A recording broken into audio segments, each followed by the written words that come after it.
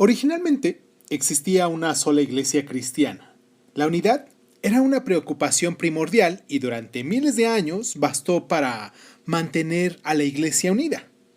Pero con la Reforma se inició un proceso de fragmentación que se ha prolongado hasta nuestros días.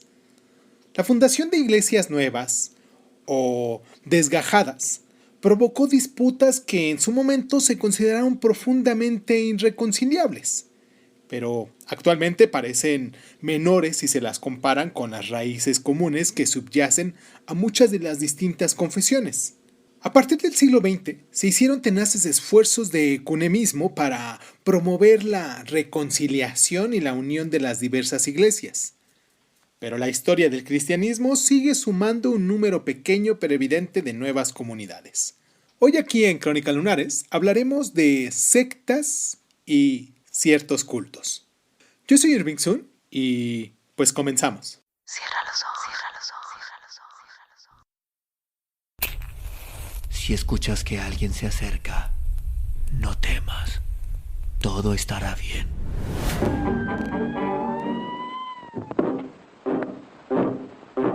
Oh, I'm going down to St. James's Park.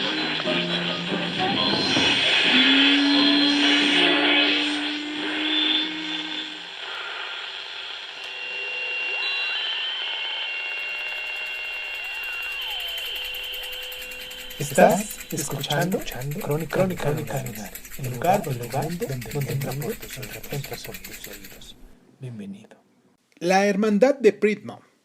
Los protestantes originales rechazaban el cristianismo de Roma a causa de su apego al poder mundano y a las riquezas. Pero a medida de que las confesiones protestantes surgidas de la Reforma se iban institucionalizando, surgían nuevas minorías que lamentaban la pérdida del radicalismo y la fidelidad de la Biblia. Este fue el origen de la Hermandad de Pridmouth, en la década de 1820. Algunos fieles, desilusionados por el carácter mundano de sus iglesias inconformistas, se sintieron atraídos por un movimiento que surgió en Dublín, pero que estableció su mayor sede en el puerto inglés de Plymouth. La hermandad era espiritualmente muy elitista. Abogaba por un estudio riguroso de la Biblia y despreciaba los adornos. Ni siquiera se permitía el uso de la cruz en las reuniones de la hermandad. Los cantos se acompañaban de instrumentos y se exigía a las mujeres cortarse el cabello o cubrirse la cabeza. La hermandad creía reencarnar el espíritu de fraternidad sagrada y pura de los apóstoles originales. El movimiento ha sufrido muchas divisiones desde sus orígenes, en particular porque la decisión de quién incluir y a quién excluir siempre resultó polémica. Se calcula que existen casi 3 millones de miembros de la hermandad en todo el mundo. Vamos a hacer nuestra primera pausa para recordarles aquí nuestras plataformas donde nos pueden contactar, donde se pueden poner en contacto con nosotros y dejar sus mensajitos, como Crónica Lunares de Sun, en Facebook, en YouTube y en Instagram como cronicalunares.sun. Y del mismo modo nos pueden mandar un correo electrónico a la dirección cronicalunares.sun@hotmail.com y pues yo con gusto voy a contestar todos y cada uno de esos mensajes. Vamos a hacer la pausa y regresamos con los cuáqueros.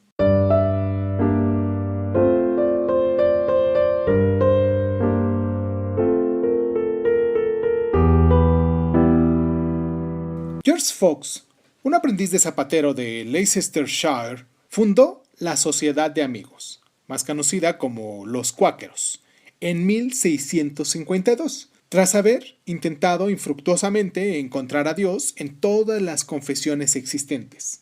Su movimiento no era tanto una iglesia como una asociación dedicada a la revelación de la luz o la verdad interiores. La sociedad no tenía pastores ni sacramentos. Las reuniones consistían sobre todo en la oración silenciosa y los participantes esperaban a Dios y solo hablaban cuando el Espíritu Santo los empujaba a hacerlo. Los cuáqueros son célebres por su contribución a la justicia social especialmente en las prisiones. Actualmente el número de miembros del movimiento en todo el mundo es de 300,000.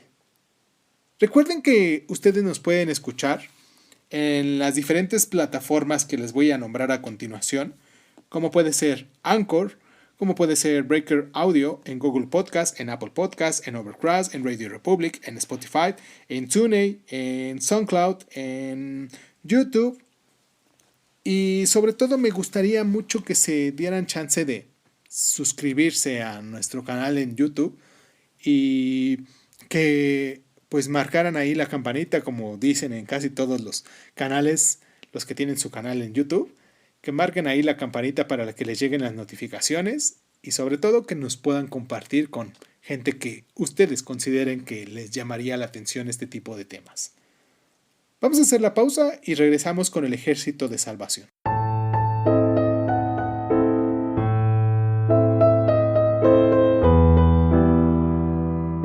El Ejército de Salvación, fundado en 1878 por William Bolt, un antiguo pastor metodista, y por su mujer Catherine, el Ejército de Salvación rechazaba los rituales del cristianismo oficial y abogaba por una vida sencilla, donde la fe se mantiene intacta hasta en las situaciones más difíciles. A finales de la era victoriana inglesa, se atacaba y ridiculizaba este movimiento con el apelativo del Ejército de Esqueletos. No obstante lo cual, sus obras de caridad llegaron a despertar una gran admiración, porque no provocaban demasiadas conversiones. Su misión se caracteriza por evangelizar por las calles con acompañamiento musical, con traje de etiqueta y por una organización casi militar. En vez de reunirse en iglesias, solían hacerlo en ciudadelas y se consagraban a la acción social dirigida a los sectores más necesitados de las comunidades, los alcohólicos, los mendigos y las prostitutas. Sus miembros no reciben sacramentos y para ello toda comida es una recreación de la última cena de Jesús. El Ejército de Salvación cuenta con 2,5 millones de miembros en 188 países de todo el mundo.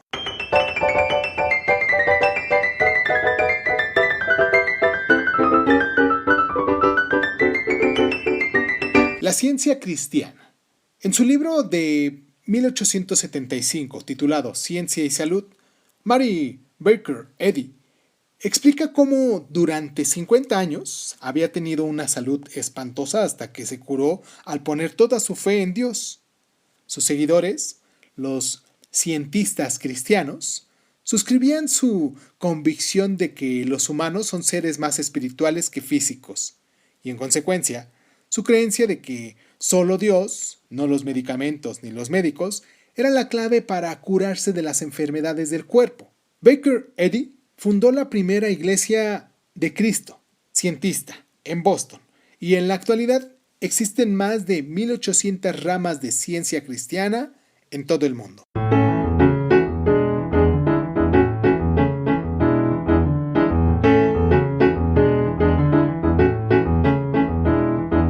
El milenarismo. Los movimientos milenaristas cristianos predican que el fin del mundo está próximo. La profecía se inspira en el último libro de la Biblia, el Apocalipsis, que profetiza que Jesucristo regresará a la tierra para gobernar en un paraíso terrenal durante 1000 años.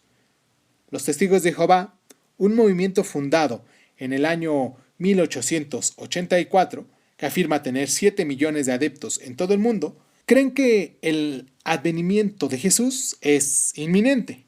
Los testigos son célebres por llamar a nuestras puertas para evangelizarnos, aunque en realidad tienden a evitar al resto de la sociedad para consagrarse a sus hermanos testigos. Los adventistas del séptimo día, otro grupo milenarista, están comprometidos con las actividades sociales, especialmente en el ámbito de la salud. El número de sus adeptos ronda entre los 14 millones. Los adventistas prestan especial atención a las profecías de la visionaria norteamericana Ellen White y creen que el día del Señor será un sábado en vez de un domingo.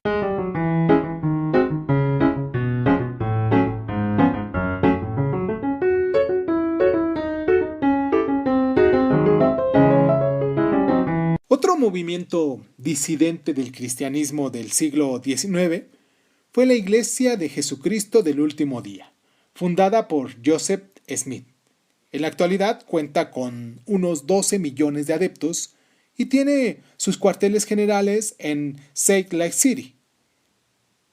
Se le puede conocer con el nombre de mormones, puesto que se basa su doctrina y su estudio no solo en la Biblia, sino también en el Libro del Mormón. Creen que se cuenta la historia de las relaciones de Dios con los antiguos habitantes del continente americano y la visita que Jesús les hizo tras su ascensión. El movimiento sostiene que Mormón fue un profeta americano que recopiló la historia de la antigua civilización ateniéndose a fuentes originales y la transcribió en unas láminas de oro que Smith descubrió en el año 1823 enterradas en el estado de Nueva York. En el año de 1830 publicó su contenido y, para los mormones, constituye la palabra inalterada de Dios.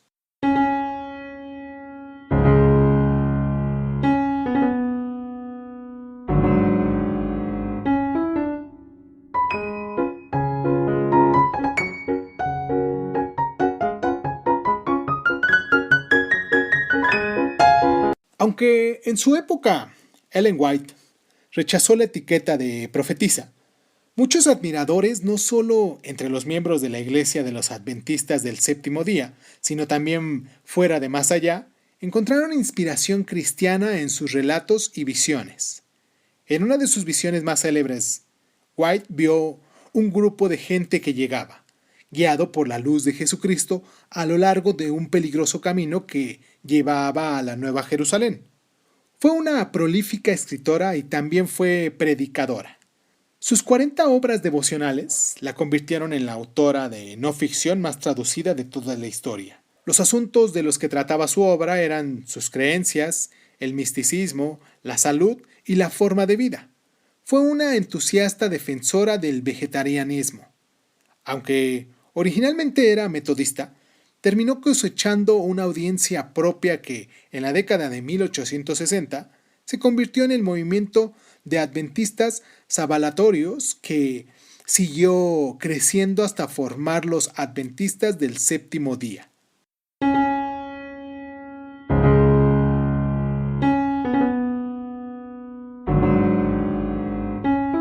El libro del Apocalipsis, también denominado Libro de la Revelación, describe una extraordinaria e intensa batalla en el cielo entre Dios y Satanás. Este relato ha contribuido tanto al temor al diablo como a las especulaciones milenaristas cristianas. Se cree que los autores del libro, escrito en torno al siglo I después de Cristo, quisieron crear una alegoría del sufrimiento de Jesús bajo el imperio del mal durante el dominio romano, pero muchos cristianos leen literalmente la bestia 666. Los dragones, la serpiente, los 4 jinetes del Apocalipsis y el Armagedón final. La promesa con la que concluye el Apocalipsis es que Dios triunfará sobre el diablo. Jesús volverá, reducirá a Satanás e iniciará un periodo de 1000 años de gobierno mesiánico en la tierra.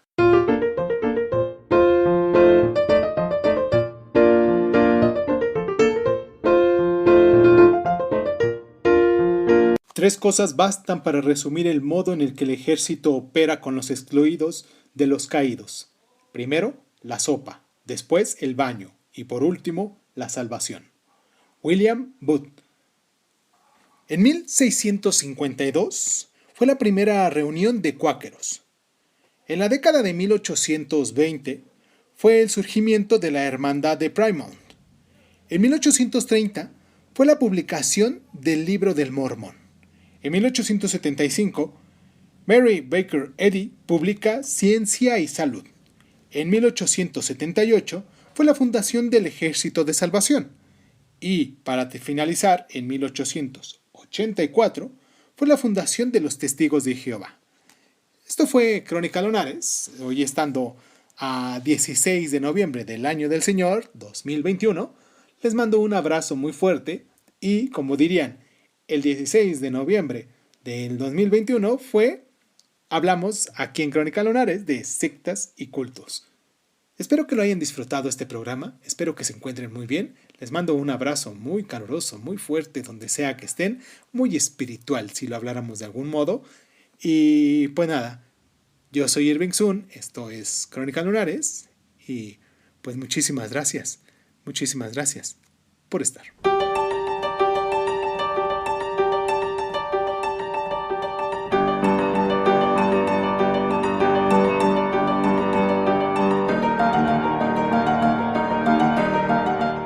Del hijo y del matrimonio.